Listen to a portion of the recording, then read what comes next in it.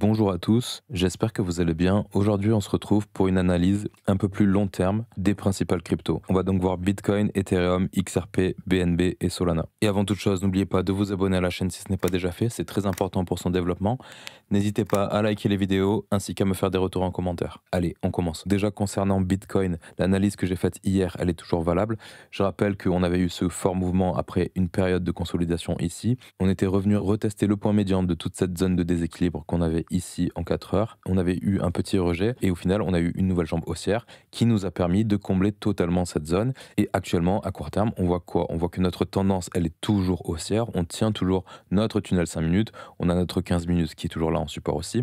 Et en fait, on est en train de consolider juste au-dessus de notre ATH. On voit qu'on est venu chercher le point pivot qu'on avait sur les 121 800. On est presque venu chercher ce niveau aussi sur les 123 954 juste avant notre ATH. Et pour le moment, ce niveau sur les 121 800 fait office de support. Là, maintenant, on est en plein week-end. Pendant le week-end, on a souvent des phases de réduction de la volatilité, plutôt normal d'avoir une phase de conso comme ça. Dans la vidéo d'hier, je vous ai montré plein de zones qui sont intéressantes si jamais on a un retournement de cette tendance haussière pour venir marquer des niveaux plus bas. Et ce que je voulais montrer aussi qui est assez intéressant, c'est ce qu'il se passe au niveau de l'order flow. Là, je suis sur Kiyotaka qui nous permet de voir des data comme l'open interest, le CVD, etc. Et là, ce qui est intéressant d'observer sur ce mouvement, c'est qu'on a une explosion de l'open interest. Pour rappel, l'open interest, c'est le nombre total de positions ouverte sur un produit dérivé, en l'occurrence les contrats futurs, et ça mesure l'engagement du capital qui est exposé. Et le constat, c'est qu'on a eu une énorme augmentation du nombre de positions ouvertes sur ce mouvement.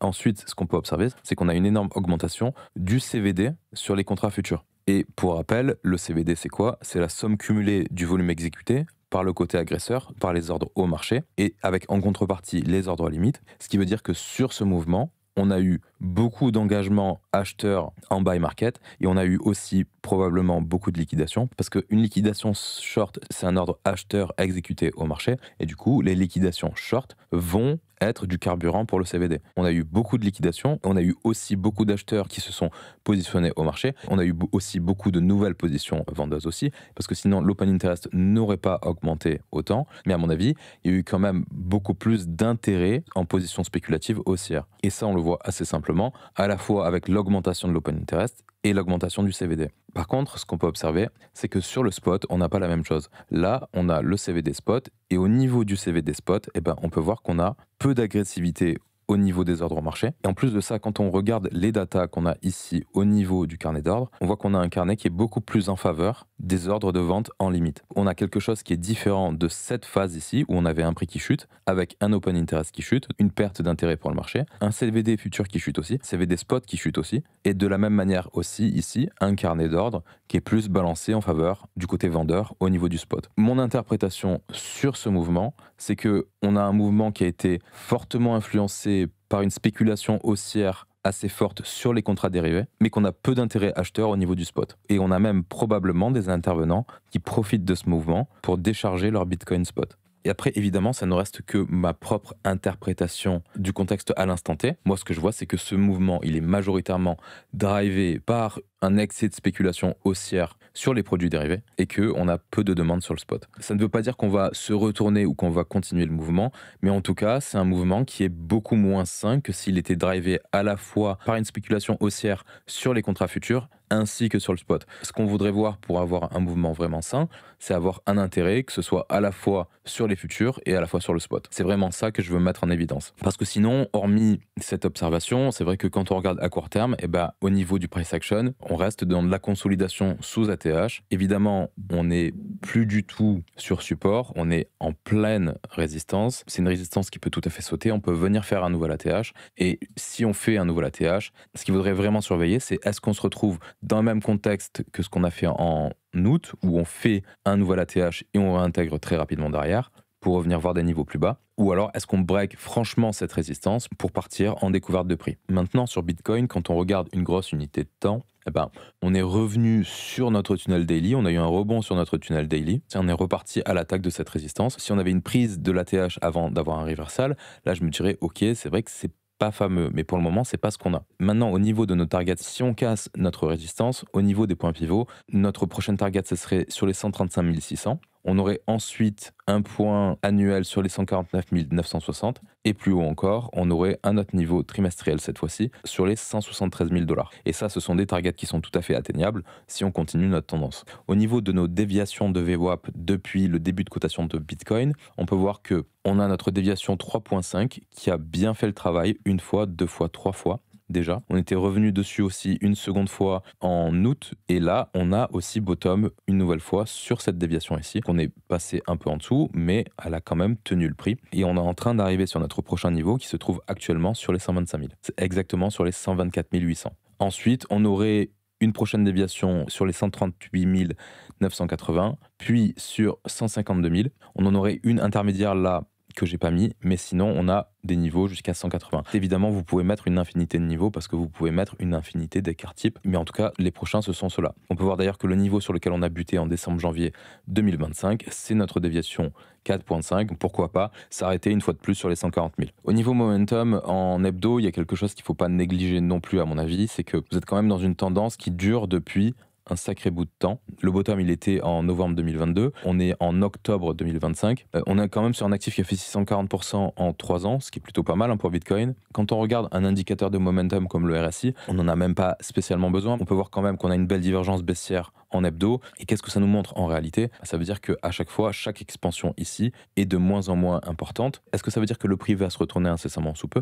Non, parce que votre RSI, il peut diverger pendant très longtemps. On peut continuer à avoir un prix qui augmente avec une divergence qui s'accentue de plus en plus. Ça, c'est pas un problème. Mais le constat, c'est surtout que les phases d'expansion comme ça à la hausse sont de plus en plus faibles. Ce que ça vous montre surtout, c'est que la tendance, elle est très bien entamée. Maintenant, pour la suite, pour le futur, on peut pas prédire. Je peux pas vous dire, oui, on va se retrouver avec un bear market comme on a eu en 2021-2022 ou comme on a eu de début jusqu'à fin 2018. Je peux pas vous dire ça parce que de 1, j'en ai aucune idée et de 2, je peux absolument pas vous garantir, comme certains le font, que le futur sera similaire au passé. Parce que c'est absolument pas réaliste de penser ça. Je peux pas vous dire, le marché va se retourner et en fait, on va se retrouver avec quelque chose qui est similaire à octobre 2021, avec un prix qui ne fait que chuter jusqu'à venir former un bottom, genre sur ces niveaux de prix-là. Je sais qu'il y en a certains qui vont peut-être essayer de faire exactement ce que j'ai fait ici, en collant le bear market précédent et en le mettant par rapport à un niveau de prix, en se disant on risque d'avoir ça. En fait, on peut pas savoir à l'avance. On peut pas savoir si Bitcoin ne va faire que continuer de monter avec des phases correctives, de la même manière que c'est ce qui se passe un peu sur le SP500. Si on regarde le SP500, évidemment, on a des phases de correction, mais de manière globale, on est bien orienté à la hausse.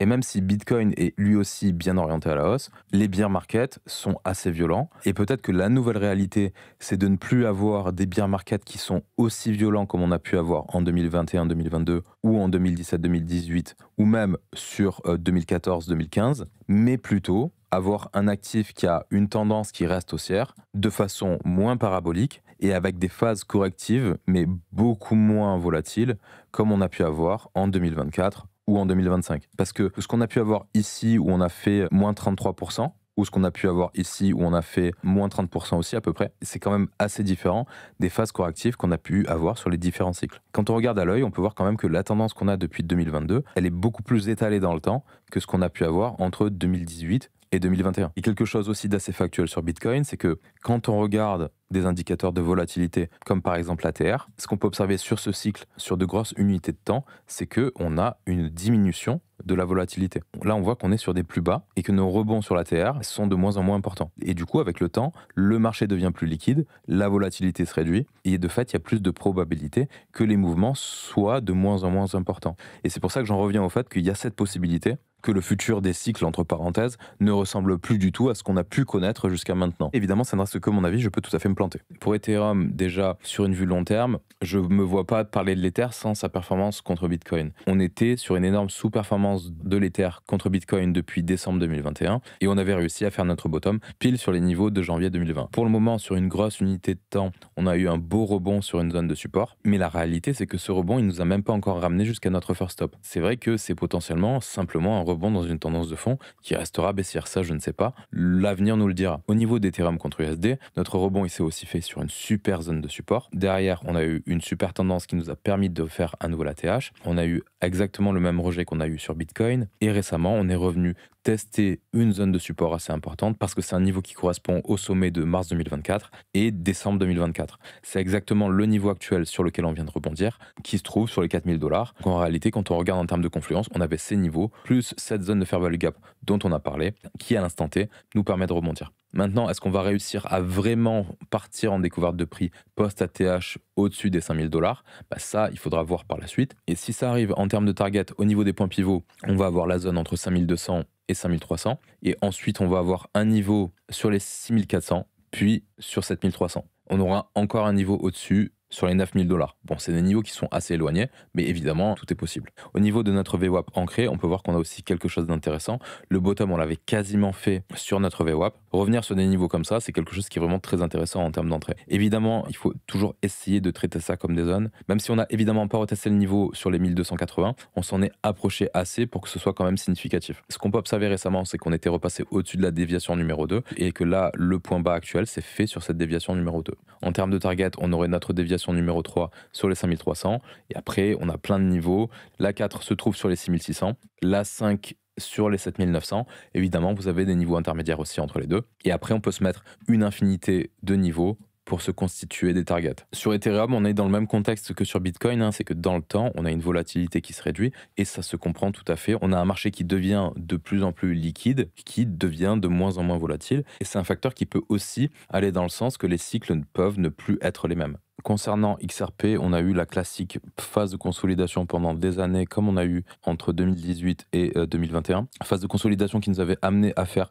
ce gros mouvement impulsif en fin d'année dernière. Derrière, on voit qu'on avait retracé, on avait eu cette phase de consolidation. On avait utilisé les niveaux de avril 2021 en tant que support. Et derrière, on avait eu une nouvelle phase impulsive qui nous avait permis de faire un nouvel ATH. Et c'était assez timide comme ATH parce que depuis, on est en train de retracer. Sur une grosse unité de temps, on est toujours plutôt bien positionné. On a toujours cette grosse zone de déséquilibre ici en weekly qui est bien respectée et sur laquelle on pourrait revenir et qui est une localisation qui serait idéale. Et on tient toujours notre tunnel daily. Pour le moment, en tout cas, sur une grosse unité de temps, il n'y a rien qui empêcherait XRP de continuer sa tendance, de marquer un point bas sur les prix actuels, voire un peu plus bas, pour, pourquoi pas, venir faire de nouveaux sommets. Et venir faire de nouveaux sommets, ça veut dire potentiellement venir sur des targets qu'on peut identifier déjà initialement sur les points pivots, avec une confluence entre un niveau annuel et trimestriel entre 4,31 et 4,24. Et ensuite, beaucoup plus loin, on aurait un niveau sur les 6,84. Et c'est à peu près tout, en utilisant uniquement les points pivots annuels et trimestriels. Maintenant, on aura un peu plus de niveaux intéressants en utilisant les déviations de VWAP. Là, on peut voir que au niveau des déviations, on s'est arrêté récemment sur la déviation numéro 5. On pourrait avoir la numéro 6 sur les 4,62. Et après, il faudrait en rajouter. On peut rajouter 7, on peut rajouter 8 aussi. Et évidemment, vous pouvez rajouter les niveaux intermédiaires. La déviation numéro 7, elle se trouverait sur les 5,29 et la déviation numéro 8 sur les 5,95. Déterminer des niveaux de target en cas de découverte de prix à la hausse, c'est facilement réalisable avec ces deux outils. Évidemment, sur XRP, si ce déséquilibre ne tient pas, on a le support dessous, le support qu'on marque depuis le début de l'année. Et c'est sûr que si ce niveau ne tient pas non plus, là par contre, on viendrait retester probablement toute cette zone de fair value gap qu'on a marqué en hebdo. Et de la même manière que sur Bitcoin et Ethereum, on voit qu'on a une tendance à la volatilité sur ce genre d'actifs qui est à la baisse. Au plus le temps passe, au plus il faut s'attendre à avoir des retours qui sont de moins en moins importants sur ce type de crypto, et ce qui est tout à fait logique à mon avis, à mon sens. Pour BNB, on est clairement sur un des gros gagnants actuellement de ce bull run. On se rappelle qu'on avait eu cette grosse phase de consolidation dans la zone de notre ATH de 2021. Et cette consolidation nous avait permis d'avoir une expansion haussière. En 2024, on avait tenu notre tunnel daily. Là, on voit qu'on avait eu quand même une petite perte de momentum où on était passé sous notre daily, mais on avait tenu notre 3 de jour. Et sur juin 2025, on avait bottom sur notre daily pour enclencher une tendance haussière sur laquelle on tient notre tunnel 4 heures. Pour le moment, notre tendance moyen terme, elle est bien haussière. Notre tendance court terme est bien haussière aussi.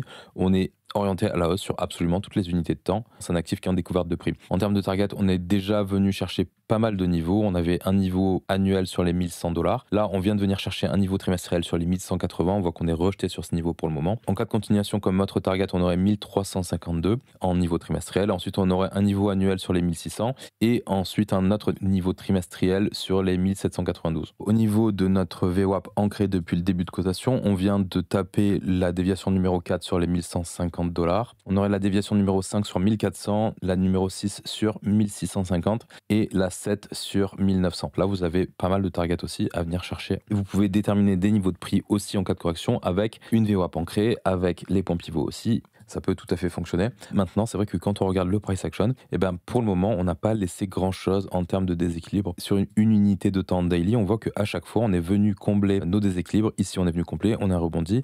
Ici, on est venu combler aussi et on a rebondi. Là, pour le moment, on a des zones qui sont ouvertes ici. La plus récente se trouve sur les 1054 $. Ça serait une zone intéressante à court terme pour marquer un plus bas, plus haut dans une tendance qui est clairement haussière. Maintenant, c'est vrai que les niveaux qui sont aussi intéressants sur BNB, ce sont les EMA 204 heures, 970, ici 980, et notre EMA 200 daily sur 770. Mais ce sont des niveaux qui sont quand même assez éloignés des prix actuels. Sur BNB, c'est la même chose que sur le reste du marché et de toute façon, il n'y a rien d'étonnant à ça. Au niveau de l'ATR, au plus le temps passe, au plus la tendance est orientée à la baisse. Pour Solana, on était sur un actif qui avait bien performé depuis son bottom en 2022 et qui avait fait une belle tendance haussière jusqu'à faire un nouvel ATH sur janvier 2025. Post-ATH, on avait eu une correction qui nous avait ramené sur support. On était passé très succinctement sous les 3 chiffres, on était revenu sur les 97 $ à peu près. On était venu chercher les stops sous le range qu'on avait fait sur l'année 2024 et depuis on est dans une tendance haussière. On est venu travailler les zones proches de notre ATH, mais pour le moment c'est vrai qu'on n'a pas réussi à faire de nouveaux ATH. On a été rejeté dans notre reload zone. On voit qu'on est repassé sous notre tunnel 4 heures. Et là, sur le rebond qu'on vient d'avoir, on comble une zone de déséquilibre, mais on est rejeté dans cette zone de déséquilibre pour le moment. Il y a quand même un petit signe de faiblesse sur Solana. À voir si ça va réussir à nous ramener sur notre tunnel daily, par exemple. Bon, ça, je ne sais pas. On peut voir qu'on a quand même une zone de déséquilibre là en daily avec notre tunnel 4 heures qui peut faire office de support, qui peut faire office justement de plus bas, plus haut dans notre tendance haussière ici. Ce serait première étape. Sinon, on pourrait revenir sur le daily ici, mais ça ferait quand même une chute assez importante. En termes de target, si on réussit à s'affranchir des niveaux actuels et si on réussit à faire de nouveaux sommets, on peut aller voir ce qui se passe sur les points pivots. On aurait un niveau annuel ici sur les 278 $. Ensuite, on aurait un niveau trimestriel ici sur les 331 $, puis un niveau annuel sur les 363 et ensuite sur les points pivots, on n'a pas grand-chose avant 548. Au niveau de notre VWAP ancré, on peut voir qu'on a été rejeté là sur notre déviation numéro 2. On a notre déviation numéro 3 juste au-dessus de la TH sur les 307 $ à peu près. Notre déviation numéro 4 sur les 378 $. La numéro 5 sur les 452, la numéro 6 sur les 524, et ensuite on a des niveaux à 600, puis à 671, etc., etc. De manière globale, sur tous les actifs, la volatilité, elle est à la baisse. Moi, ce que je vous dis, c'est que ne vous attendez pas sur les majors à avoir le même genre de retour que vous avez eu en 2021 ou que vous avez eu en 2017. À part si vous avez vraiment un contexte macro-éco qui va vous permettre d'avoir une exubérance au niveau injection de liquidité, au plus le temps passe, au plus les retours seront de moins en moins importants. Donc voilà, j'ai fini cette analyse pour aujourd'hui. J'espère que ça vous a plu. N'oubliez pas de vous abonner à la chaîne, de liker et de commenter les vidéos. Je vais vous souhaiter une bonne fin de week-end et je vais vous dire à la prochaine. Allez, ciao ciao.